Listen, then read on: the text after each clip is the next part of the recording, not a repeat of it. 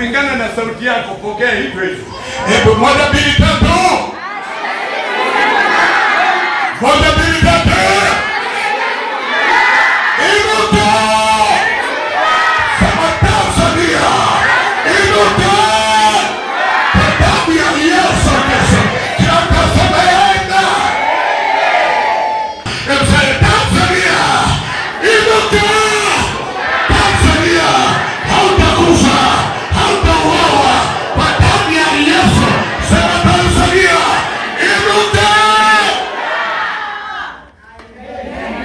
Tanzania sonota. Ase Tanzania sonota. Ase Tanzania sonota. Arise Tanzania. Arise Tanzania. Arise Tanzania.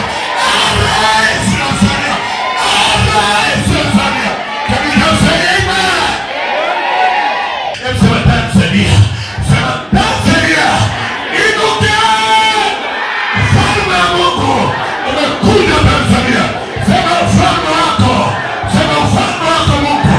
Ujae Tanzania. Ujae kwenye mwili wako. Ujae kwenye ndoa yako. Kwenye kazi yako. Kwa damu ya Yesu Kristo. Tanzania imeko.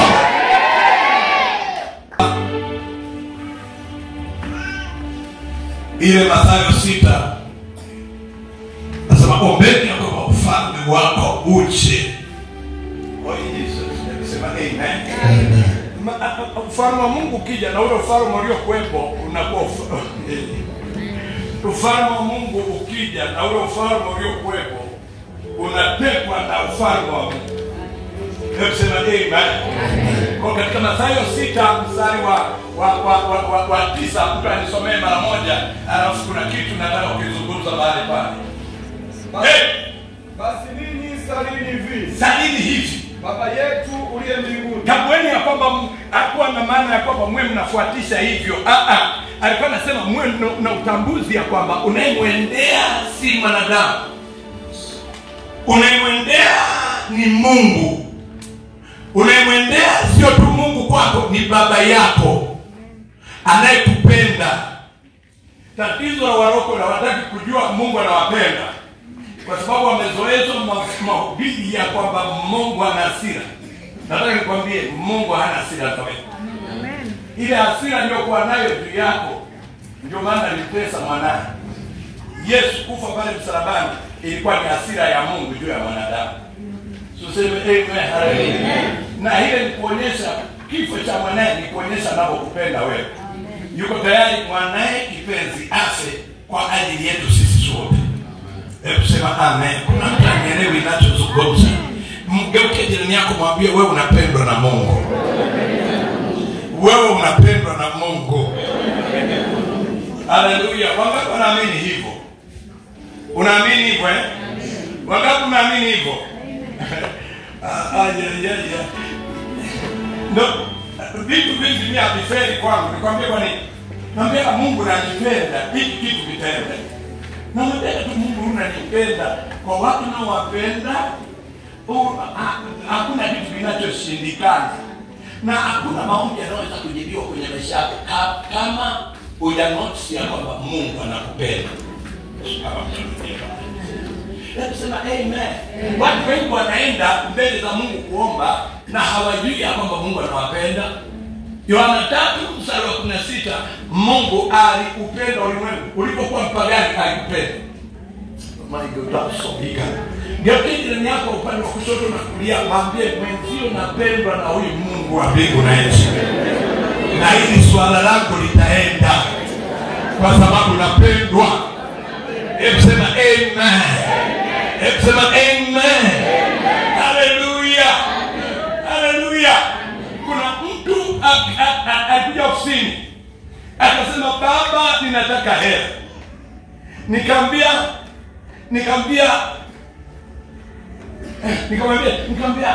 wewe mwenye sina hela. Nikamwambia baba unazo hela. Akasema baba unazo hela. Na kwa sababu unanipenda, kwa sababu oh my God. Kwa sababu unanipenda, ofisini natoka na hela. Anza kufikiria. Wewe mtu amefika ba hajaviona tu hela, ameona lile pendo. Kutoka nyumbani hadi anakuja ofisini ni lile pendo analonipa. Anajua napenda. Sasa Mungu anasema ikiwa nyinyi wanadamu mnaweza kuwafanyia watoto wenu vitu vyema, je, mimi? Maana anasema mimi ninawapenda zaidi na niko tayari kuwafanyia vitu vyema mnapotaka. Tatizo ni mtazamo unaomtazama Mungu. Mtazamo unaomtazama Mungu. Unamtazama kama nani? Unamtazama kama anayekupenda. Tunanielewa ninachosema. Watu wanaamini tu kijana kanajitokeza kaisa si kama mimi nilipomtokea double favor, nipindigeni kwa msao niko mdogo lakini mzuri. Sasa haya mambo.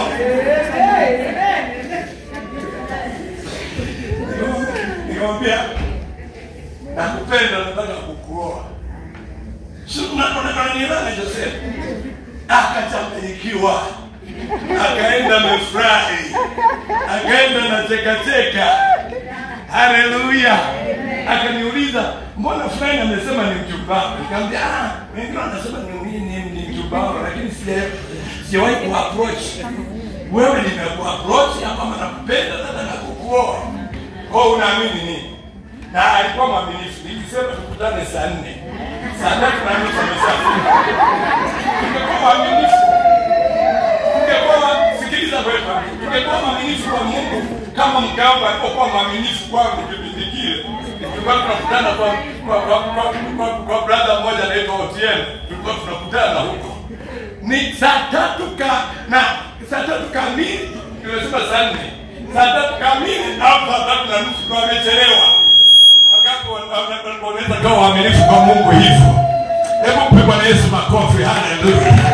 Hebu sema haleluya. Hebu sema haleluya. Kitu cha kwanza ujue unapendwa na huyu Mungu. Imani haiwezi kutenda kazi kama hujui kama unapendwa na Mungu. Watu wengi wanadhania Mungu ana hasira na wewe kwa sababu ya dhambi zako, kile na hiki Mungu ana hasira na wewe. Mungu akiwa na hasira na wewe unataka hapo. Mungu hivi unacheza na Mungu. Mimi mwenyewe tu nikiwa na hasira na wewe na uwezo wa kufanya vitu ambavyo vinaweza kukuondoa duniani. Je, Mungu akiwa na hasira na wewe si anamina tu una sema Mungu ananipenda. Sema Mungu hana hasira na mimi. Sema amen. Sema kwa sababu ananipenda na hili swala ananifanya. Amen.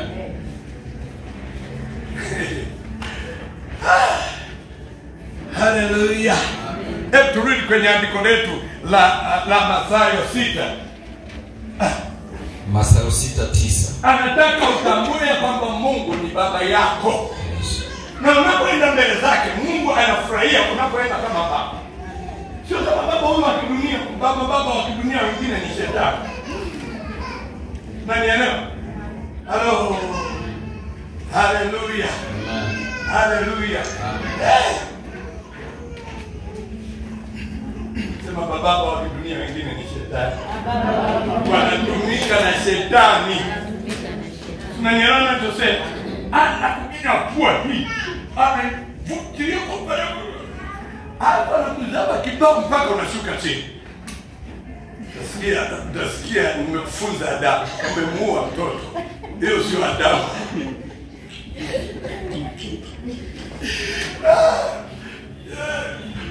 Kuna brother yangu yeye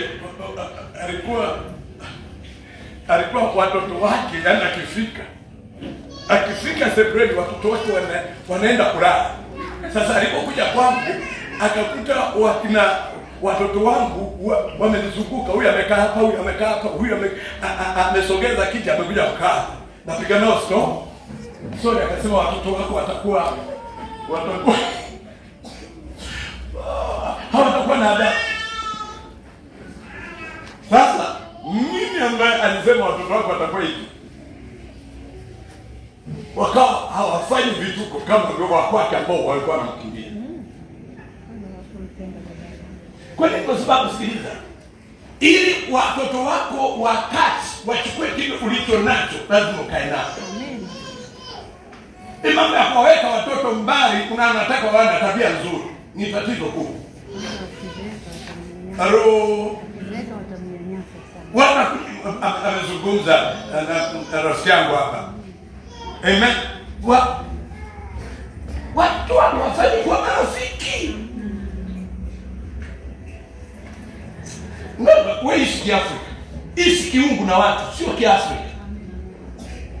Na wengi hata mnaishi na mke wako Kiafrika. Ishi niko namwambia sasa hivi, ngoja tumalize mambo, nataka nipeleke Matema. Mimi na yeye tukaoge.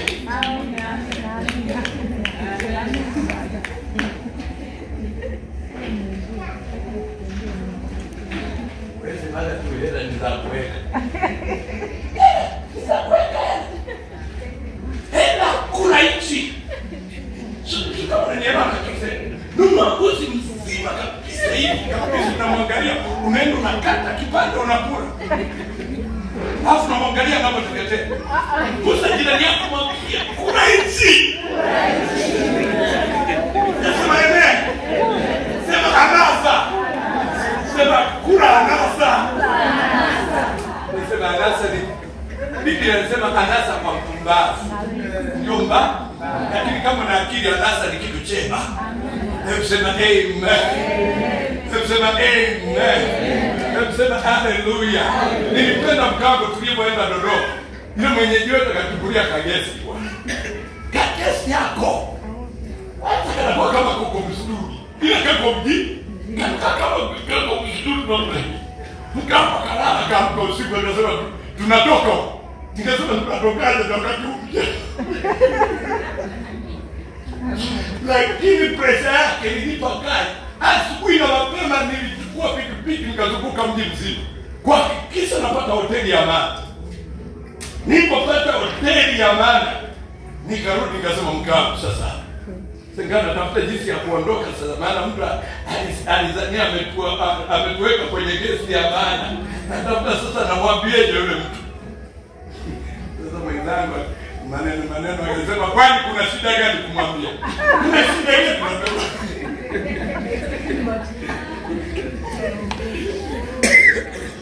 Mbona Mungu amsaidie jamaa. Kama Mungu ajili yake.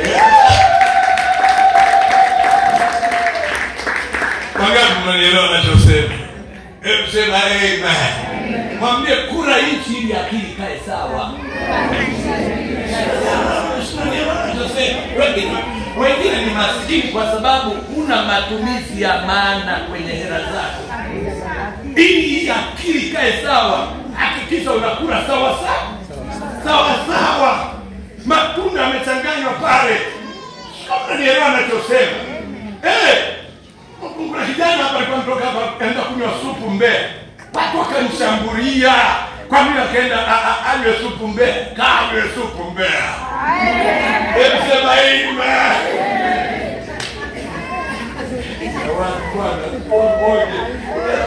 Hela sio zao, wako kulalamika anakunywa supu Mbeya. Lakini pia uangalie na kipato chako. Kulingana na kipato, kula raha kulingana na kipato yako. Useme amen. Zamani wakati sijawa na hela, nilikuwa nikaenda kula chips, naambia weka mayai matano. Ya kienyeji weka mayai matano. Nilianza kula raha kwa design hii. Tunania wenzangu wasema mawili, mimi nasema weka matano. Lazima nile raha hata nikifa hapa duniani jamani, nikienda mbinguni. Niseme duniani nako nilifaidi. Duniani raha. Ndio maana watu wanakimbia. Hapa duniani kuna shida. Lakini tutapata raha mbinguni. Wewe anzia hapa. Nasema anzia hapa. Gusa jirani yako mwambie anzia raha hapa.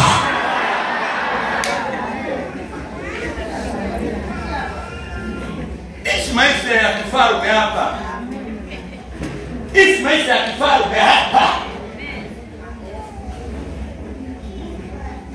Mnanielewa ninachosema? Yes. Mnanielewa ninachosema? Inua mkono wako sema Kristo ni Bwana. Can you just say Jesus is my Lord? Jesus is my Lord. Say Jesus is my Lord. Jesus is my In Jesus name. Sema amen. Wangapi mnaelewa anachosema? Hallelujah. Hallelujah. Hapa duniani hakikisha una raha. Mungu ametuletea raha. Ametuletea nini? Raha. Ametuletea nini? Raha.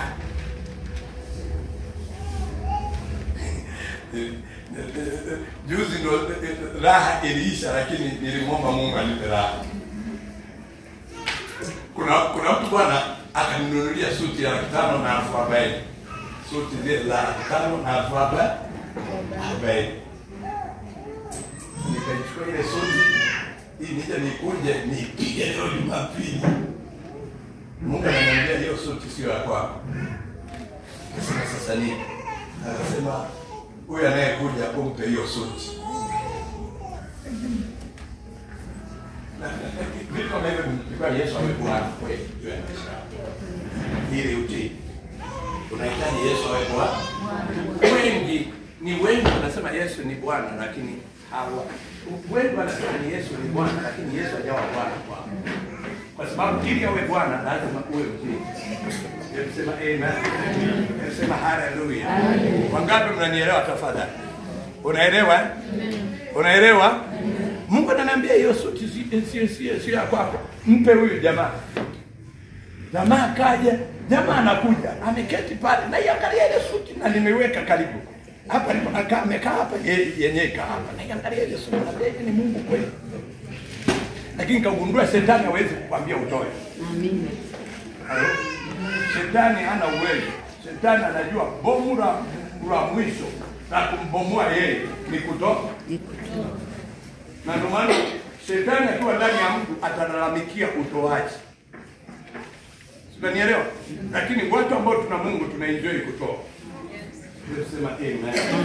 Wangapi mnanielewa ninachosema? Sema Bwana Yesu nisaidie. Wangapi mnaelewa jamani?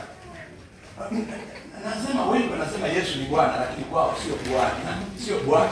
Ni kama houseboy fulani. Yaani kama rafiki wa aina fulani. Hata kama yeye amejishusha, amekuwa baba rafiki mwema kwetu, baba mzuri kwetu, kuna kitu kinachoitwa adabu. Nilikuwa namuona Asha hapa tulipokuwa tunaabudu. Sorry, unaweza kusimama. Nikamwambia Mungu, mimi naomba watu wanaabudu kama huyu binti. Unajua nikatamani huyu binti anaweza kukaa kwenye kiti, angalia huku ibada yake ni hivi. Ni Mungu tu. Ni Mungu tu.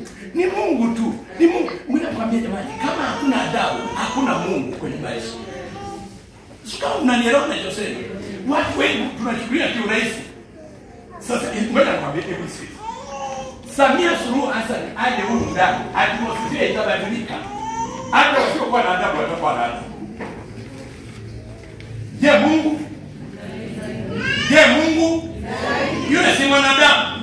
Je, Mungu? Unakuta watu wako mbele za Mungu hawana adabu. Mungu anatoka mbio, hata uelewe anapotoka mbio. Anatoka mbio huko kanisani na ibada inaendelea. Watu wanapiga story ibadani. Ndugu zangu, Mungu aliniambia hivi. Ananiambia Frank, hii kanisa lako hii Mungu aliniambia. Anasema ni kubwa mno kuliko vile unavyoona. Badilisha watu wawe na adabu mbele zangu. Watu wengi hamna adabu mbele za Mungu. Mnachukulia kiurahisi Mungu. Unachukuliaje Mungu? Akija tu Dangote akifanya urafiki na wewe, unakuwa tajiri na wewe. Yes, nimeona rafiki zangu fulani wako marafiki na rafiki yangu Manyani. Wako marafiki, lakini na wenyewe wanatoka tu vizuri. Unakuta wamechomekea vizuri. Wana hali nzuri, wanaingia kwenye magari mazuri kwa sababu tu wako karibu na Manyani. Sika mnanielewa ninachosema. Akija Dangote hapa utakuwa vizuri. Alosema. Lakini inakuaje? Wewe uko mbele za Mungu, yawezekana macho yako yamwangalie Yesu. Yangekuwa namwangalia Yesu ungekuwa na adabu hapa ulipo. Mtu mmoja sema Yesu ni Bwana. Sika mnanielewa ninachosema. Sema Yesu ni Bwana.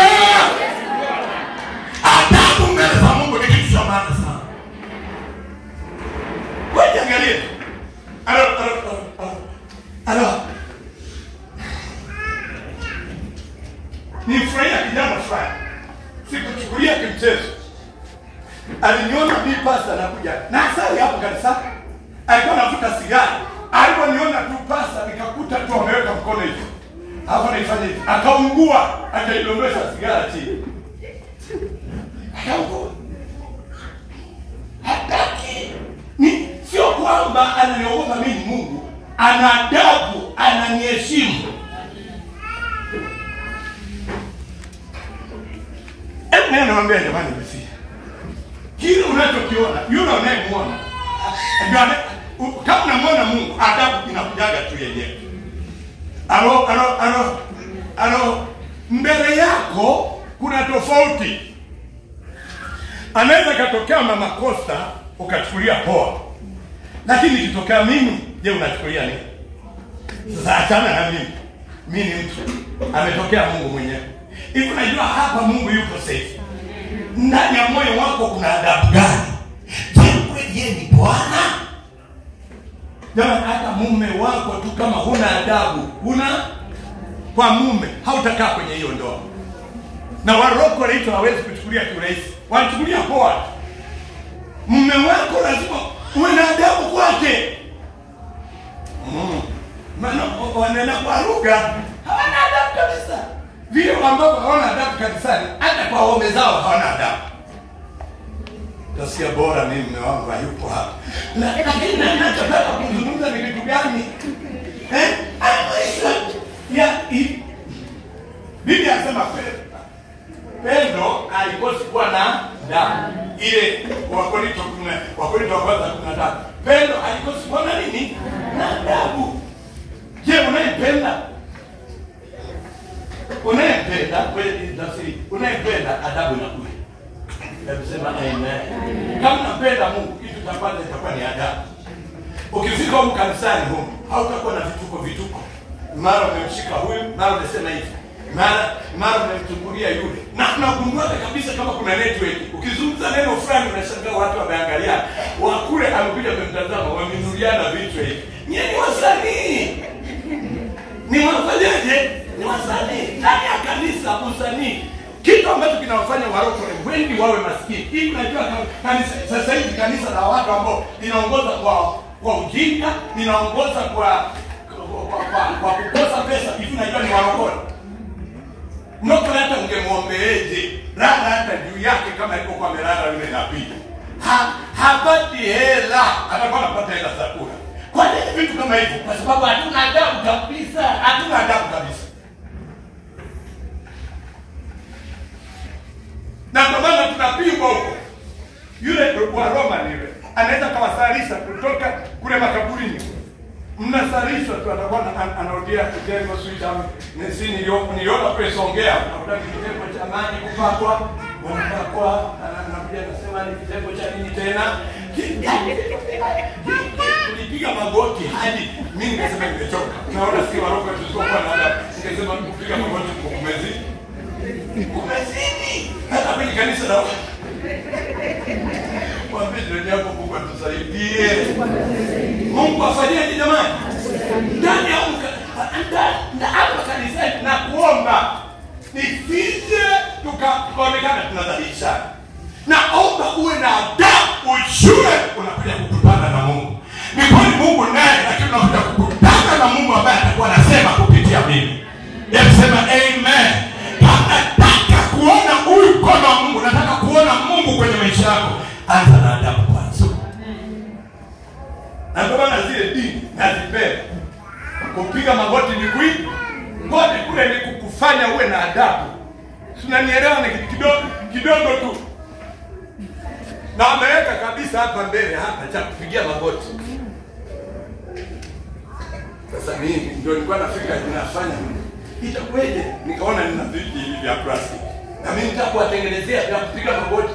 Tukipiga mara 15 magoti, kila mtu atakuwa na adabu. Hebu sema haleluya.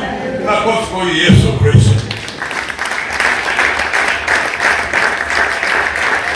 Hebu sema adabu. Hebu sema adabu.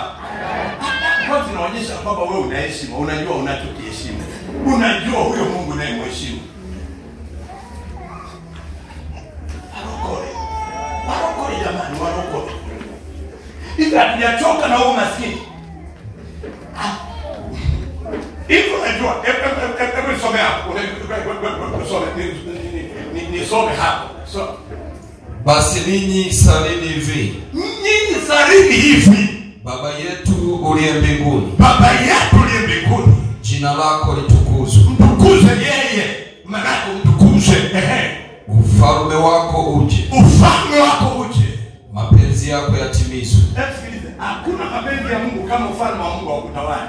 Yaani iko hivi, jinsi ambavyo Mungu anafanya, ukikuwa mtii wa mbingu na wewe vitu vitakutii. Yaani kadri unavyomtii Mungu, fedha zitakutii. Zitakuja kwenye maisha yako. Maisha mazuri yatakuja kwenye maisha yako. Kila unachokitaka kitakuja kwenye maisha yako. Kama ukitii, naposema Bwana sio tu jina. Manake unanitawala, unanimiliki. Useme amen hapo. Unaposema Yesu ni Bwana, manake unanitawala, unanimiliki. Kwa sababu katika taifa hili tungekuwa tunamilikiwa na ufalme. Mfalme manake wewe ni wa kwake. Sika mnanielewa ninachosema? Hebu mtu mmoja aseme amen. Mtu mmoja aseme amen. Sema Yesu, ufalme wako uje kwenye mwili wako, uje kwenye roho yako, uje kwenye nafsi yako, uje juu ya watoto wako, uje juu ya taifa Tanzania.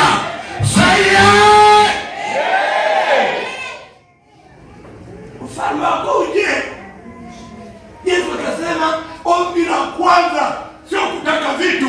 Akasema ombi la kwanza, ombeni ufalme wake uje, na kwenye ufalme wake kuna kila kitu. Nasema kwenye ufalme wake kuna kila kitu. Kwenye ufalme wake kuna utajiri. Kwenye ufalme wake kuna raha. Kwenye ufalme wake kuna nguvu. Kwenye ufalme wake kuna heshima.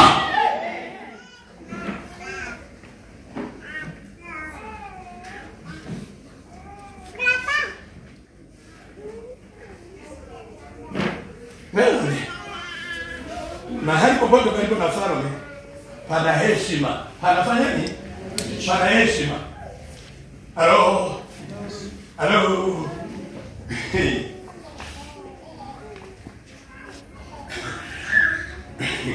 Yaani hata kule ofisini kwa wakubwa una jinsi ya kukaa. Usiukakaa miguu unafanya hivi kwenye ofisi utafukuzwa. Kuna adabu jinsi ya kufanyaje jamani? Jinsi ya kukaa. Jinsi.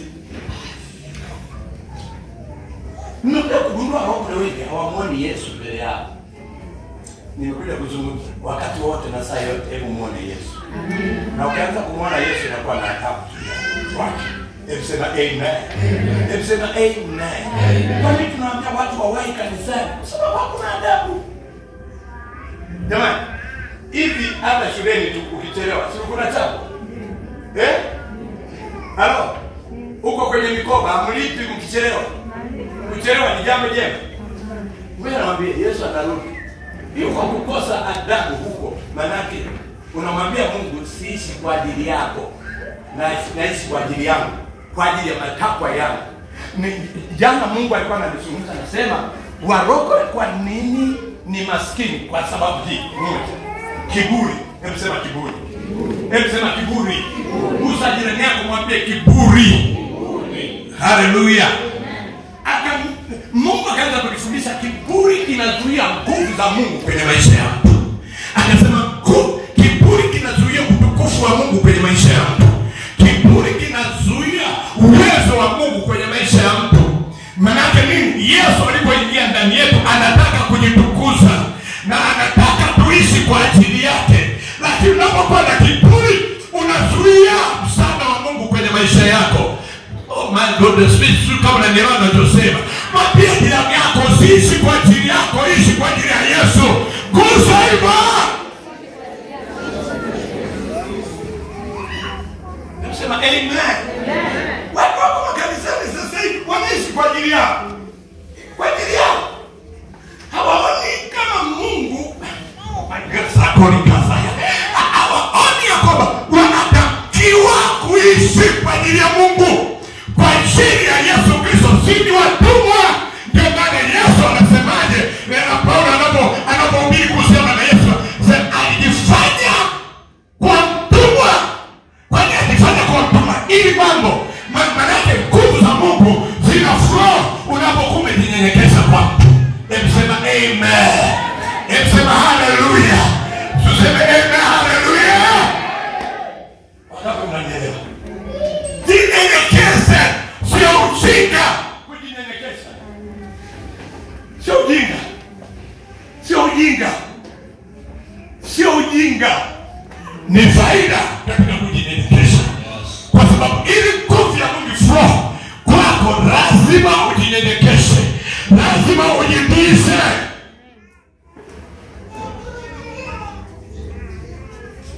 Kuna vitu vingine unagundua huu ni upumbavu, lakini unanyenyekea. Hebu sema amen. Hebu sema haleluya. Na Mungu ili atembee na wewe unahitaji kuwa mnyenyekevu, ili nguvu za Mungu zionekane kwako, ili uwezo wa Mungu uonekane kwako, ili mamlaka ya kiungu ionekane kwako. Namba moja, jinyenyekeshe. Jinyenyekeshe. Jitishe kwa Mungu. Jitishe kwa Mungu. Mungu awe Bwana kweli kweli juu ya maisha yako. Vitu vya kanisani vinavyoagizwa kwako iwe baraka, vipokee. It's not about worshiping. Ni about, kama ninaongea na mtu mmoja, ni unyenyekevu. Ndio maana anasema waabudu halisi watamwabudu Mungu katika roho na kweli. Inazungumzia roho ya mnyenyekevu kwa Mungu. Hebu sema amen. Roho iliyozaliwa mara pili lakini imenyenyekea kwa Mungu. Hebu sema amen. Hebu sema amen. Mimi siku moja nimelia machozi. Samahani, nitatumia, kuna kanisa liko huko juu. Hili la hapa. Nikaona mtu ameshika katoto kake ni kadogo, anakimbilia kanisani. Nilikuwa nimetoka kule juu. Nakuja hapa kanisani. Nilikuwa nakuja kwenye ibada. Nakuja hapa kanisani. Hapo nimekuta mtu wa humu kanisani anakuja kwenye ibada, yuko kusalimiana na watu. Hamjambo jamani, hamjambo. Sasa alipokuwa mjinga, alikuwa na harusi. Sasa kumbe anakuja kutoa 500. Naomba change. Mimi nikamwangalia, yuko kuomba change. Mungu wa change. Adabu, hebu mwambie jirani yako, kuwa na adabu itakusaidia. Kukosa adabu, kukosa unyenyekevu kwa Mungu kunazuia nguvu za Mungu kutembea na sisi. Hebu sema amen. Hebu sema haleluya. Hebu sema haleluya. Wewe mwambie wapendwa na watu, kwa nini ninanyenyekea viongozi wako? You think they are nice, always they are nice to me? Unafikiria wako vizuri? Sometimes unalaumiwa kitu ambacho hujawahi kukifanya. Na kinapata mizizi hadi kinaenda huko, wewe uelewi hata kimetokea wapi. Lakini kanuni kunyenyekea kwa linda wako. Mungu ili uwito wako uweze kutimia, lazima unyenyekee mwingine ili unyenyekewe. Kama mnanielewa ninachosema, wangapi mnanielewa ninachosema? Hebu sema haleluya. Ili unyenyekewe, hizi kunyenyekea.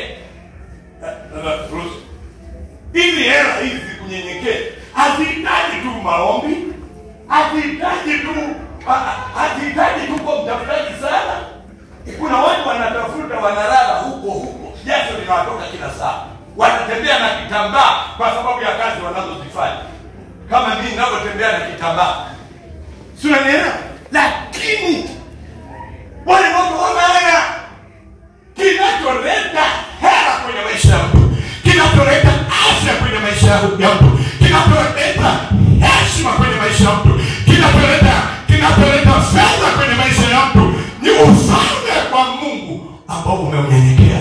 Unapokuwa na heshima kanisani, utaona matokeo ya maombi yako. Sema amen. Hebu sema unyenyekevu. Hebu sema unyenyekevu. Hebu sema unyenyekevu.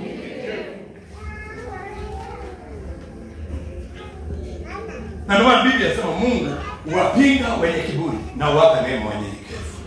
Na ndio maana kiburi ni nini? Mungu anasema nikusamehe dhambi zako zote, wewe bado Baba naomba nisamehe. Najua nimekukosea. You are forgiven. It's what the Bible says. You are forgiven. Unaposema Baba nakushukuru kwa sababu umenisamehe dhambi, Mungu anajua mtoto wako anaelewa nilichokifanya pale msalabani. Tuseme amen, hallelujah. Mungu anaposema wewe ni tajiri hautakiwi kuaga. Wewe alizungumza hapa cha Roho Mtakatifu anataka nizungumze. Ukisoma andiko linasema Bwana ndiye mchungaji wangu. Na ukalikubali, halitafanya kazi kwa sababu umelikubali. Hadi useme ya kwamba Bwana ndiye mchungaji wangu, sitapungukiwa na kitu. Ukikisoma kitu chochote, hata wazo. Nimewahi kuona mmoja alikuwa nimeshika hela, mimi ni mfanya biashara. Nishika hela nyingi, zilikuwa nyingi. Nimeshika hivi. Shetani nikagundua hata sisi watu tuliokoka kwenda hela. Unajua sikia shetani akaniambia umekufa. Umefanyaje? Anasema umekufa. Nikamwambia sitakufa. Kwa sababu Mungu ananipenda.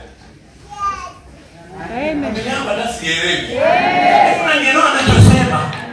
Shetani akikunong'oneza, anakuja kwa kunong'oneza, wewe mjibu kwa roho. Kwa kusema mshika unanielewa ninachosema? Amina. Alo sema. Nasema amen. Nikasema sitakufa kwa sababu Mungu ananipenda. Ananipendaje? Ananipenda. Shetani ataka utajiriki. Nimekuja